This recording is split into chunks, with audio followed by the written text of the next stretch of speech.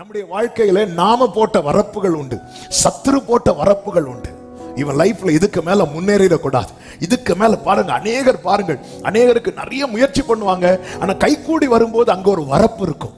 அடுத்த ஸ்டெப் போக முடியல. இந்த வரப்பு எப்பொழுது தனியும்? இந்த பெரிய பர்வதம் சமபூமி ஆகணும்னா அது பலத்தினாலும் அல்ல, அது பராக்கிரமத்தினாலும் அல்ல, அது தேவனுடைய ஆவியினாலே. தண்ணீர் வரணும், தண்ணீர் வரணும்.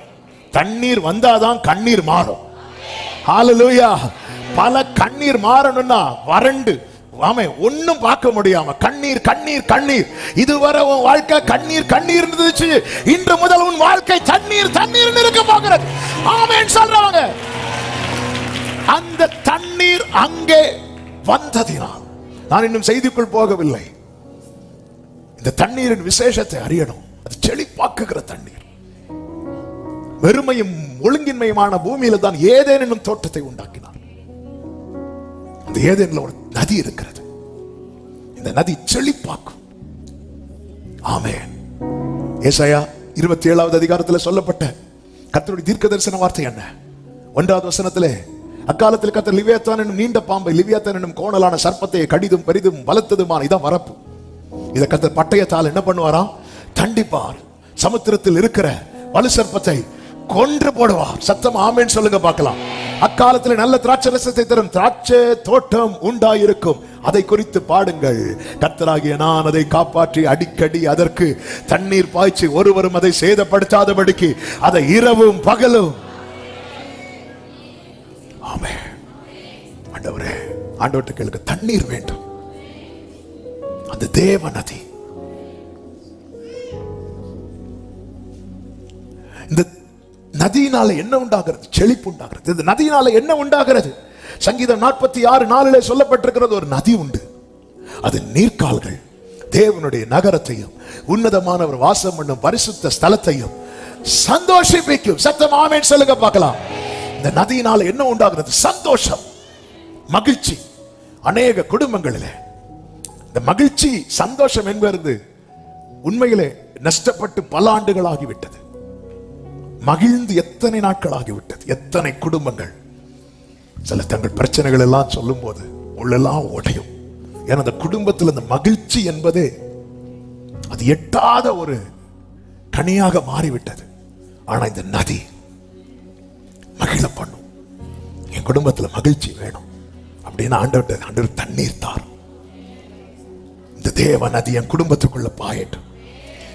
எசேக்கியேல் 47 அதனுடைய 8 சொல்லப்பட்டிருக்கிறது, இந்த தண்ணீர் கிழக்கு தேசத்துக்கு போய் வனாந்திர வழியாய் ஓடி கடலில் விழும். இது கடலில் பாய்ந்து விழுந்த பின்பு அதன் தண்ணீர் ஆரோக்கியமாகும். அடுத்த வசனம் 9வது வசனம், சம்பவிப்பது என்னவென்றால் இந்த நதி போகும் இடமெங்கும் சஞ்சரிக்கும் ஜீவ பிராணிகள் யாவும் ஆரோக்கியப்பட்டு பிழைக்கும். ஆரோக்கியம் உண்டாகும், செழிப்பு உண்டாகும். ஆமே, சந்தோஷம் உண்டாகும், ஆரோக்கியம் உண்டாகும், தேவ பாதுகாவல் உண்டாகும். தேவ பிள்ளைகள், ஆமே, இது சிம்பிளா சொல்லணும்னா, ஆவியானவரே உங்களால மட்டும்தான் பாயிட முடியும், உங்களால மட்டும்தான் முடியும். ஆமே, கர்த்தருக்கு மகிமை உண்டாவதாக. இந்த நாளில் இந்த தண்ணீர் அங்கே வந்ததினால், இந்த தண்ணீர் அங்கே வர காரணம் என்ன? எசேக்கியேலை கர்த்தருடைய சமூகத்திலே கொண்டு வந்தார். இப்ப நம்ம செய்திக்குள்ள போக போறோம். இந்த தண்ணீர் வரும் தண்ணீர் வரும் தண்ணீர் வரும் சொல்லிட்டு உங்களை அனுப்பி விடுவதற்கல்ல, பரிசுத்த ஆவியானவரை கொண்டு வந்து இந்த வார்த்தைகளை பேச வைத்தது. தண்ணீர் வரணும். தண்ணீர் வரணும்னா நீ வரணும். இன்னைக்கு கத்த தருகிற வார்த்தை இதுதான், சமூகத்தில் நிலைத்திருங்கள், உங்களுக்கான தண்ணீர் உங்களை நோக்கி வரும். ஹல்லேலூயா. போகும் இடமெல்லாம் ஆரோக்கியமே, பாயும் இடமெல்லாம், சேரும் இடமெல்லாம் ஆறுதலே, சேரும் ஆமென், செல்லும் இடமெல்லாம் செழிப்பு தானே, செல்லும் இடமெல்லாம் வாருமையா வாருமையா போதகரே வாருமையா. ஆமென். வற்றாத ஜீவ நதியாக வாருமையா வாருமையா எரும மலரே லோரே வற்றாத ஜீவ வற்றாத ஜீவ. ஹல்லேலூயா. ஆமென். சமூகத்தில் நிலைத்திருங்கள். சகரியா 4வது அதிகாரத்தில் கர்த்தர் ஒரு காரியத்தை சகரியாவுக்கு வெளிப்படுத்துகிறார். அதனுடைய 1வது வசனத்தை நீங்கள் பார்க்கும்போது, என்னோட பேசின தூதன் திரும்பி வந்து நித்திரை பண்ணுகிற ஒருவனை எழுப்புவது போல என்னை எழுப்பி. இந்த வார்த்தை படிக்கும் போதே ஆண்டவர்கிட்ட ஜெபம் பண்ணிட்டு, என்ன எழுப்புங்கப்பா. ஆமென். எப்படி எழுப்புறாரா? நித்திரை பண்ணுகிற ஒருவனை எழுப்புவது போல. அதன் அர்த்தம் என்ன?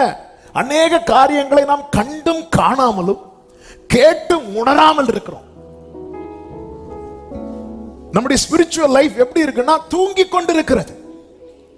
அநேக காரியங்களை குறித்து உணர்வில்லாமல் இருக்கிறோம். அநேக காரியங்களை குறித்து அறிவில்லாமல் இருக்கிறோம். அநேக காரியங்களை குறித்து எச்சரிப்பா இருக்க வேண்டிய இடத்துல, ஜாக்கிரதையா இருக்க வேண்டிய இடத்துல அஜாக்கிரதையாகவும் அசதியாகவும் இருக்கிறோம். அந்த இடத்துல ஆமென், நீங்க சகரியா சொல்லுகிறார், நித்திரை பண்ணுகிற ஒருவனை எழுப்புவது போல என்னை எழுப்பி. பிரியமான கர்த்தருடைய பிள்ளைகளே, நம்முடைய ஆவிக்குரிய லைஃப் தொய்ந்து போகிறது, மங்கி போகிறது, ஒரு தூங்குகிற நிலையை நோக்கி போகிறது என்றா கர்த்தாவே அன்று சகரியாவை நித்திரை பண்ணுகிறவனை எழுப்புவது போல எழுப்பினீரே, என்னையும் எழுப்புவீராக. ஆமென். ஹல்லேலூயா. சிம்சோன் எழும்பி இருந்தானா பெலிஸ்தியர் வந்திருப்பாங்களா? ஹல்லேலூயா. பேதுரு எழும்பி இருந்திருப்பானா சோதனைக்கு உட்பட்டு இருப்பானா? யோனா எழும்பி இருந்திருப்பானா இப்படி ஒரு புயல் அகப்பட்டிருப்பானா? இல்ல. நம்ம எல்லாம் என்ன பண்றோம்? ஹல்லேலூயா. கப்பலின் அடித்தட்டுல போய் படுத்து தூங்கிட்டு இருக்கான். அடிச்ச புயல்ல கப்பலின் மேல் தட்டுக்கு வந்துட்டான். ஹல்லேலூயா. மேல வந்து டாப்ல கொண்டு வந்து தூக்கி போட்டாங்க. ஆமென். Praise the lord. கப்பலின் அடித்தட்டுல நீ இருக்க வேண்டாம், மீனின் அடி வயிற்றுல இரு. அதுக்கு பிரசவ வலி, சாப்பிடவும் முடியல, டெலிவரி டைமும் தாண்டது, ஒன்னும் பண்ண முடியல. இவர் வேற உள்ள சும்மாவா இருப்பார், அங்க நடந்து பார்ப்பார், இங்க நடந்து பார்ப்பார். நம்ம சேர்ல கொஞ்ச நேரம் சும்மா இருக்கவே முடிய மாட்டேங்குது. அவர் அங்க இருப்பாரு, காலை நீட்டுவார், கையை நீட்டுவார், அதுக்கு தாங்க முடியல. பாத்தீங்களா, மனுக்குள்ள தப்பு பண்ணா மற்ற ஜீவன்களும் பாதிக்கப்படுது.